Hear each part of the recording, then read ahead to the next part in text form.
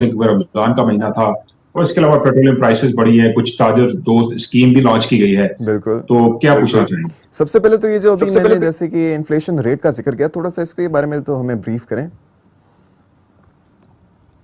Inflation का जो latest number जारी किया गया है, आज ही जारी किया गया है, मार्च 2024 में जो इन्फ्लेशन का रेट है वो 20.68 जी। प्रिसाइजली 20.7% रहा है, और 1.71% इंक्रीज आया है पिछले महीने के दौरान। और जो एवरेज जो इन्फ्लेशन रेट है जुलाई से लेके मार्च तक, यानी पहले 9 महीनों का इस पीरियड के दौरान, वो 27% से ज्यादा रहा है, और गवर्नमेंट का टारगेट 21% है। लेकिन अगर से पिछले महीने के मुकाबले में इन्फ्लेशन में कुछ कमी आई है, क्योंकि फरवरी में जो नंबर आया था वो 23.1% था, और इस वक्त जो है वो 20.7% है, थोड़ा सा नीचे आया। लेकिन ऑन माहाना बेसिस आप देखें जो प्राइसेस बढ़ी हैं, जो जरूरी अशिया हैं, पेरिशेबल आइटम्स, फूड आइटम्स, क्योंकि रमजान था, आलू प्याज सब्जी फ्रूट की कीमतें काफी ज्यादा ऊपर गई हैं। तो फूड इन्फ्लेशन बेसिकली जो है वो मेन ड्राइवर बना है महंगाई का पिछले महीने के दौरान। लेकिन अगर हम अर्बन और रूरल एरियाज की बात करें, तो अर्बन सेंट्रल में इन्फ्लेशन 21.9% है, यानी ज्यादा है, जबकि रूरल एरियाज में ये कोई 19% है। तो ओवरऑल लोग महंगाई से परेशान हैं, और उनको काफी ज्यादा हिट मिली है रमजान के महीने में, क्योंकि एक ट्रेडिशन भी है कि प्राइसेस ऊपर चली जाती हैं। लेकिन गवर्नमेंट का क्लेम ये है कि अब इन्फ्लेशन ग्रेजुअली नीचे आएगी। लेकिन दूसरी जानिब आप पूछना चाह रहे होंगे कि पेट्रोलियम प्राइसेस बढ़ी हैं, उसका इम्पैक्ट क्या होगा? जी, मैं ये पूछना चाह रहा था कि महंगाई, हम ओवरऑल इन्फ्लेशन रेट तो देख रहे हैं, उसके साथ ही साथ हमने ये भी देखा कि पेट्रोलियम कीमतों में बड़ा इजाफा हुआ है, 9 रुपये 66 पैसे, लगभग 10 रुपये का इजाफा हुआ है। लेकिन साथ ही साथ हम देखते हैं कि हाई स्पीड डीजल में थोड़ी सी कमी आई है उसकी कीमत में, 3 रुपये 32 पैसे वो उसमें कीमत में कमी आई है। तो आप मुझे ये बताएं कि ये महंगाई तो हो गई, ये इजाफा तो हो गया, इसके बाद क्या हम देखते हैं क्या मजीद इजाफे का इम्कान है? जैसे कि IMF ने मुतालबा किया है कि 50 रुपये GST लगे और कार्बन लेवी भी इसमें ऐड हो, तो मजीद हम कितना इसको बढ़ता हुआ देख सकते हैं? देखिए, IMF का तो मुतालबा यही है कि आप रेवेन्यू बढ़ाएं, चाहे उसके सोर्सेस जो भी हों। लेकिन 18% GST का बेसिकली उन्होंने मुतालबा किया था, लेकिन गवर्नमेंट ने अल्टरनेट एक प्रपोजल तैयार की कि कार्बन जो ड्यूटी है वो आयद कर दी जाए, कोई 20 से 30 रुपए पर लीटर, लेकिन अभी उस पर अमल नहीं हुआ है। लेकिन वो रात प्राइसेस बढ़ाई गई हैं पेट्रोल की, उससे आम आदमी काफी मुतासर होगा। जो मोटरसाइकिल चलाने वाला है, छोटी गाड़ी चलाने वाला है, वो लोग काफी मुतासर होंगे, क्योंकि तकरीबन 10 रुपए फी लीटर इजाफा कर दिया गया है, और रेट जो है वो अब 289.41, तकरीबन 290 रुपए पर लीटर तक पहुंच गया है। डीजल अलबत्ता सस्ता किया गया है, तकरीबन 3 रुपए 32 पैसे, और उसकी प्राइस 282 रुपए 24 पैसे है। डीजल बड़ी गाड़ियों में इस्तेमाल होता है, लेकिन चूंकि आम कंज्यूमर जो है, जो आम तबका है, वो तो पेट्रोल इस्तेमाल करता है ना, मोटरसाइकिल चलानी है, कार चलानी है, या उसने पब्लिक ट्रांसपोर्ट में जाना है, तो उसको ज्यादा हिट आएगी इसकी। तो इन्फ्लेशन का हम जिक्र कर रहे थे कि ये अगर पेट्रोलियम प्राइसेस बढ़ गई हैं और आने वाले दिनों में इंटरनेशनल प्राइस अगर बढ़ी, तो ये मजीद ऊपर भी जा सकती हैं। तो इन्फ्लेशन के बारे में वो जो हुकूमती दावा या क्लेम्स किया जा रहा है जी कि आने वाले दिनों में कम होगा, मुझे नहीं लगता कि इसमें कमी आएगी, क्योंकि आप जो मेन ड्राइवर है इन्फ्लेशन का वो तो पेट्रोलियम प्राइसेस है, और साथ साथ फूड इन्फ्लेशन काफी ऊपर चला गया है। और आप देखें पिछले साल के मुकाबले में कोई 17+ % फूड इन्फ्लेशन बढ़ा है पाकिस्तान में। जो पेरिशेबल फूड आइटम्स हैं, जो जल्द खराब होने वाली अशिया है, उनकी इन्फ्लेशन आप देखें तो वो 42% से भी ऊपर है। और इसके अलावा तकरीबन हाउसिंग, वाटर, इलेक्ट्रिसिटी, बिजली, और ये जो सारी अशिया है, इनकी कोई 36% से ज्यादा चार्जेस बढ़ गए हैं। और साथ साथ देखें हेल्थ के अखराजात को 20%, इसी तरह ट्रांसपोर्ट के जो किराए हैं वो 11% से ज्यादा बढ़े हैं। लेकिन लगता यूं है कि इन्फ्लेशन का जो सालाना नंबर है, जो 21% है, वो तो पूरा होता नजर नहीं आ रहा। हदफ से कुछ ज्यादा ही रहेगा 30 जून तक। अच्छा शकील भाई, आपने बात की थी कि IMF तो यही चाहता है कि हम अपना रेवेन्यू बढ़ाएं, तो उससे मुझे एक जो नई स्कीम का आगाज़ हुआ है वो मेरे दिमाग में आती है, ताजिर दोस्त स्कीम। उसका आज से ऑफिशियली आगाज़ हो चुका है, रजिस्ट्रेशंस शुरू हो चुकी हैं। तो उसके बारे में थोड़ा बताएं कि ताजिर दोस्त स्कीम असल में है क्या, इससे किसको फ़ायदा होगा, किसको नुकसान, और इससे क्या मुतवक्को कर सकते हैं? देखिए, ये फायदा तो हुकूमत पाकिस्तान को या रियासत पाकिस्तान को इसका होगा, और ताजरों को भी ये फायदा होगा कि अगर वो रजिस्टर हो जाते हैं, टैक्स देना शुरू कर देते हैं, जो टैक्स से रकम हासिल होगी, अगर वो हुकूमत मुल्क में डेवलपमेंट के ऊपर खर्च करे, ताजरों की बेहतरी के लिए, सरमायाकारी के लिए, या बिजनेस को प्रमोट करने के लिए इस्तेमाल करे, तो ताजरों को भी उसका फायदा हो सकता है। बुनियादी तौर पर ये IMF के मुतालबे पर स्कीम लॉन्च की गई है। आज से 6 बड़े शहरों में इसका इजरा कर दिया गया है, जिसमें लाहौर, कराची, कोयटा, पेशावर, रावलपिंडी, इस्लामाबाद शामिल हैं। ये बड़े अर्बन सेंटर्स हैं, मेन हब कह लें ट्रेड के। तो यहाँ पे ताजरों की रजिस्ट्रेशन होगी। हम पहले डिस्कस कर चुके हैं कि 35 लाख से ज्यादा ऐसे ताजर हैं जो कि टैक्स नेट से बाहर हैं। बिल्कुल। इस स्कीम के तहत न सिर्फ रिटेल बल्कि होलसेलर्स, इसके अलावा जो बाकी जो है जो डीलर्स हैं उनको भी टैक्स नेट में लाया जाएगा, और जो चीजें इंपोर्ट करके बेचते हैं और इसके अलावा मैन्युफैक्चरर्स हैं उनको भी इस स्कीम के तहत तो नेट में लाया जाएगा। तो पूरी एक चेन है जो बिजनेस की, उसको इस दफा टारगेट किया गया है। माजी में बड़ी ताकतवर हुकूमतें भी रही हैं, डिक्टेटरशिप का दौर भी रहा है, लेकिन वो लोग कामयाब नहीं हुए थे ताजरों को टैक्स नेट में लाने के लिए, क्योंकि हर दफा रेजिस्टेंस मिली थी और बड़ी स्ट्रॉन्ग रेजिस्टेंस या मुजाहमत का सामना करना पड़ा था। तो मुख्तलिफ हुकूमतें बैकआउट करती रही हैं स्कीमें लॉन्च करने के बाद। तो ये जो गवर्नमेंट है मखलूत हुकूमत है, मैंडेट भी इनके पास उस तरह का हैवी मैंडेट नहीं है, लेकिन इनके एम्बिशियस बड़े हैं और IMF की डिमांड्स भी हैं, हमने नया प्रोग्राम भी लेना है और लास्ट ट्रांच भी है $1 बिलियन की, उसके लिए एग्जीक्यूटिव बोर्ड की मीटिंग भी होनी है IMF की वाशिंगटन में। उससे पहले हुकूमत चाह रही है कि हम ये कुछ काम कर लें, होमवर्क कर लें।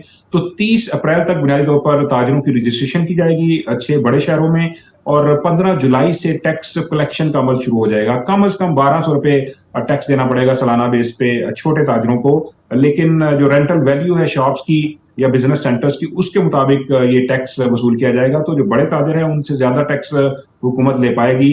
अगर 30 अप्रैल तक कोई रजिस्ट्रेशन नहीं कराता तो उससे जबरदस्ती उसकी रजिस्ट्रेशन की जाएगी। इस हवाले से जो कमिश्नर हैं, मुतल्लिका इनकम टैक्स कमिश्नर्स, वो हरकत में आएंगे।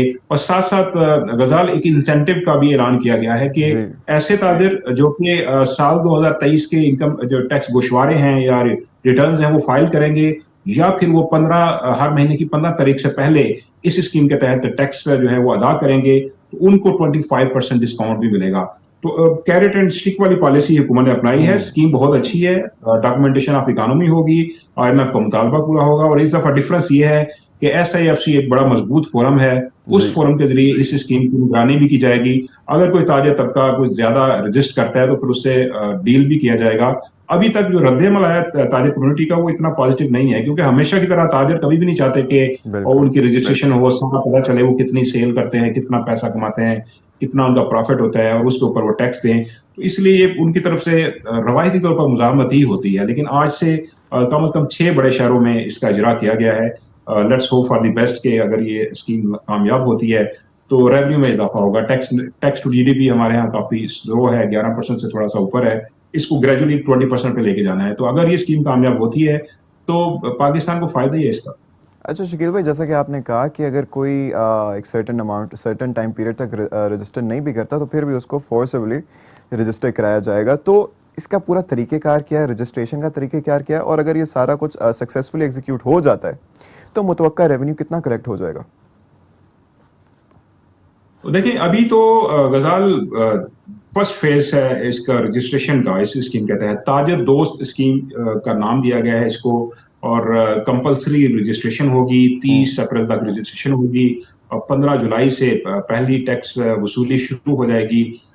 इब्तदाई तौर पर 10 लाख ताजरों को टैक्स नेट में लाने का प्लान है। तो एक किस्म का आप समझ लें कि पायलट प्रोजेक्ट है, बड़े शहरों से आगाज किया गया है।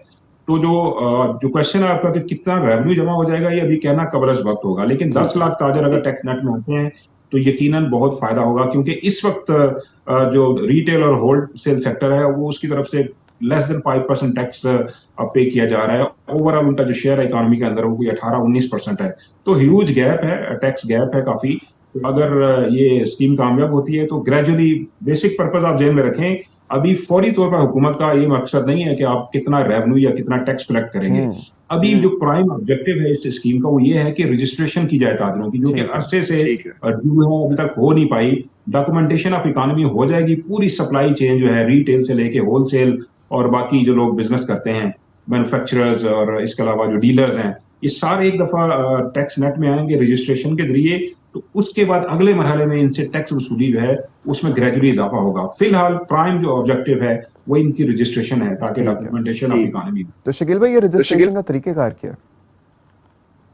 ये तरीकेकार ये है कि एक पोर्टल बनाया गया है FBR की जानिब से, उसके जरिए जो ताजर हैं वो रजिस्टर्ड होंगे। और दूसरा ऑप्शन ये भी है कि फिर FBR की जो टीमें हैं वो ताजरों के पास खुद जाएंगे उनकी रजिस्ट्रेशन के लिए। और तीसरा इसमें ऑप्शन ये है जो टैक्स उन्होंने पे करना है वो भी एक कंप्यूटराइज्ड एक सिस्टम है, उसके जरिए स्लिप जनरेट हो जाएगी, उनका टैक्स पे हो जाएगा और उस स्लिप उनको मिल जाएगी। तो इंसेंटिव भी साथ मिलेगा, 25% डिस्काउंट भी होगा। तो काफी सिस्टमैटिक तरीके से इसको किया जा रहा है, क्योंकि आपको पता है ना कि एफबीआर की डिजिटाइजेशन का प्रोसेस भी चल रहा है और उसकी अप्रूवल हो चुकी है, एमओयू भी एक साइन हो चुका है। तो ये पैरेलल चीजें मुख्तलिफ चल रही हैं। तो इसके जरिए पूरी एक डॉक्यूमेंटेशन होगी, कंप्यूटराइज सिस्टम होगा, पोर्टल इस्तेमाल होंगे। मकसद ये है कि तमाम वो लोग जो रवायती तौर पर इनकार करते हैं टैक्स नेट में आने से, उनको टैक्स नेट में लाया जाए और रेवेन्यू में इजाफा किया जाए। हम रेवेन्यू की बात कर रहे थे, तो एफबीआर ने जो फिगर्स जारी किए हैं वो काफी हौसला अफजा हैं। आपके पास मेरे ख्याल इस हवाले से भी कोई क्वेश्चन है? जी, लेकिन उससे पहले तो मैं यही कहना चाहूँगा कि शकील भाई, it Indeed looks and sounds like a very good initiative, और उसमें काफ़ी ज़्यादा कन्वीनियंट भी रखा गया ताजरों के लिए और इंसेंटिवाइज भी किया जा रहा है, तो वो बहुत अच्छी बात है।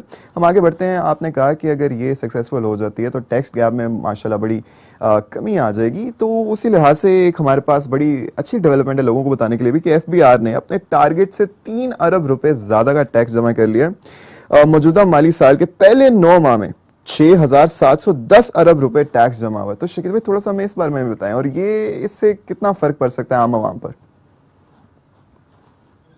देखिए, आम आवाम तो शुक्र अदा करें कि वो जो कंटीजेंसी मेजर्स थे, हंगामी इकदाम थे, जो मिनी बजट के हवाले से हम माजी में डिस्कस कर चुके हैं। आपको याद होगा, हमने कहा था कि अगर हुकूमत अपना टैक्स रेवेन्यू का एफबीआर हदफ पूरा ना कर सका तो फिर अल्टरनेट प्लान भी है, और वो ये है कि मुख्तलिफ शोबों को टैक्स नेट में लाया जाएगा, इजाफी टैक्स लगाए जाएंगे। उसके लिए एक पूरा प्लान दिया गया था।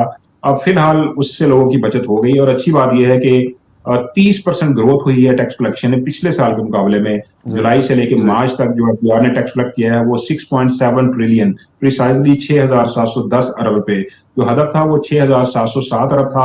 3 अरब रुपए जो है वो इजाफी टैक्स जमा किया गया है। और अगर हम मार्च के फिगर को देखें तो 879 बिलियन रुपीस का टारगेट था, और वो भी एफबीआर ने अचीव कर लिया है। तो 9 मंथ का और माहाना जो टारगेट था वो अचीव किया गया है। और साथ साथ अच्छी बात यह भी है कि जो रिफंड्स जारी करने की जो तादाद है या स्पीड है उसमें भी इजाफा किया गया है, और तकरीबन 369 बिलियन रुपीस के रिफंड जारी किए गए हैं 9 माह में। पिछले साल 254 बिलियन के जारी किए गए, तो 115 अरब रुपए का इसमें इजाफा है। और अगर सिर्फ मार्च में देखें तो 67 बिलियन के रिफंड दिए गए हैं टैक्स दहिंदगान को। पिछले साल मार्च में कोई 22 बिलियन के दिए गए थे। तो दोनों चीजों में, यानी टैक्स कलेक्शन में और रिफंड की अदायगी में भी अच्छा खासा इंप्रूवमेंट आई है। और ओवरऑल जो टारगेट है इस फिस्कल ईयर का वो 9.4 बिलियन रुपीस है, 9,415 अरब रुपए। जो 9 माह की परफॉर्मेंस है उसको देखते हुए लगता है कि एफबीआर बासानी ये हदफ पूरा कर लेगा। और वो जो हंगामी प्लान या अल्टरनेट जो एक प्लान था, एक मिनी बजट जो है वो जारी किया जाए, वो नए बजट से पहले मुझे लग रहा है कि शायद उसकी नौबत नहीं आएगी। अलबत्ता जब नया बजट तैयार कर रही होगी हुकूमत, उसमें नए टैक्स में ये आ सकते हैं, और मुख्तलिफ शोबे, मुख्तलिफ अफराद, कंपनियां वो इजाफी टैक्स की जद में आ सकती हैं। लेकिन फिलहाल अच्छी खबर यही है कि एफबीआर जो है उसने अपने जो टारगेट्स हैं 9 माह के वो अचीव कर लिए। फिल वक्त अच्छी खबर यही है कि टारगेट्स अचीव करने से और उनको भी एक्सीड करने से आम आवाम पर ये एक अच्छा असर ज़रूर होगा कि उनको किसी भी किस्म के एडिशनल टैक्सेस नहीं देने पड़ेंगे। तो शकील भाई, आपका बहुत बहुत शुक्रिया for giving us your time today. आप लोगों का भी बहुत बहुत शुक्रिया आज की हमारी लाइव स्ट्रीम देखने का। We will be back tomorrow with some more of your daily economic updates. तब तक के लिए अपना ढेर सारा ख्याल रखना है आपने। अल्लाह हाफिज़।